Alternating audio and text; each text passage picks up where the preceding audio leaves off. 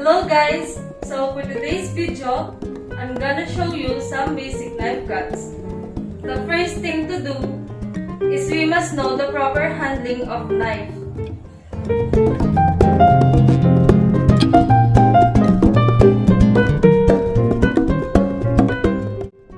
Followed by different knife cuts. First things first, before we start cutting, we need to make sure that your cutting board is secured. So an easy fix is to place a towel underneath the cutting board to avoid knife slipping and injuries while cutting.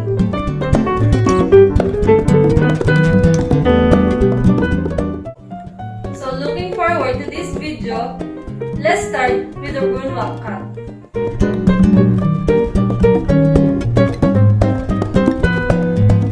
In culinary world, there are different knife cuts. So, before we start cutting, trim and cut first the carrots into 5 cm portions. Square off the sides to form a rectangle. You need to do this or else it's gonna move and wrap around and you might get cut. Once you get to that point, slice in about a 1/8 of an inch. Turn it and stack it up. Do another 1/8 of an inch and turn it again. Just cut the carrots gently till you get a nice 1/8 inch of a cube.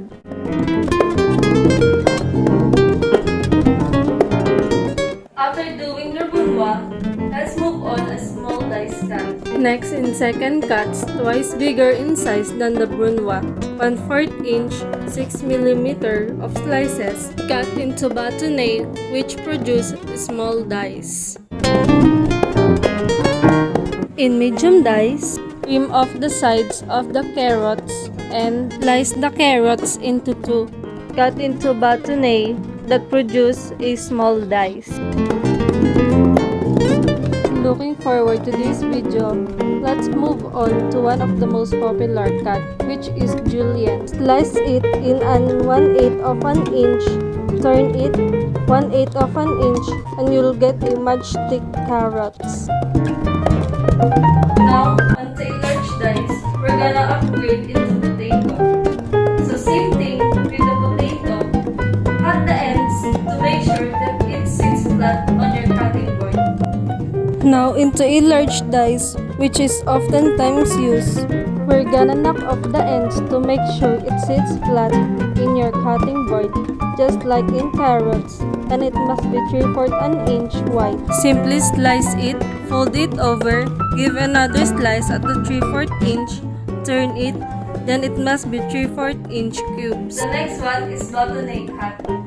First is you're gonna make sure it is 1/4 of an inch by 1/4 of an inch by 2 inches length. Just in that same way, do a 1/4 of an inch down, turn it 1/4 of an inch down. A rough chop means the pieces don't need to be even. We can use this into stocks or if you're gonna puree up something.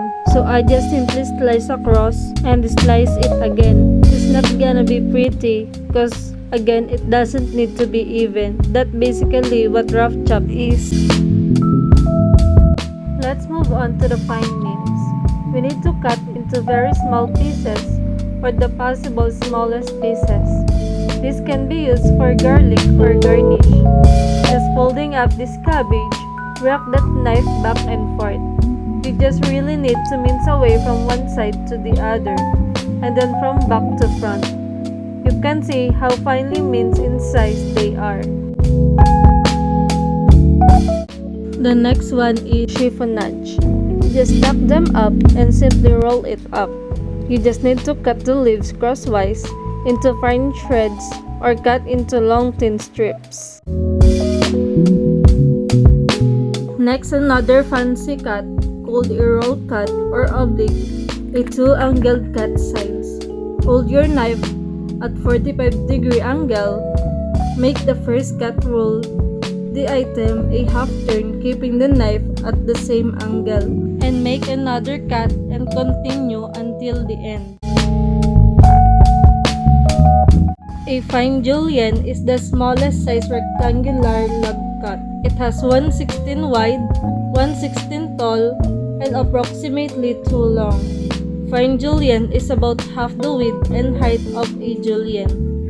Just stack a few of them, hold them firmly, and cut it into thin strips. And now, you'll have a matchstick cut. The last one is the certainly most often used, which is fine brunoise. 1.5 mm cuts, so great for garnishing and stuffing. The first step here is to square off the item and slice that rectangle lengthwise at a thickness of 1/16 inch, then overlap or superimpose the thin slices that will end up with julienne, and cut this julienne into equally shaped dice. Student who's still into practice, it's not going to be perfect. To master the ways of cutting, we need a lot of practice.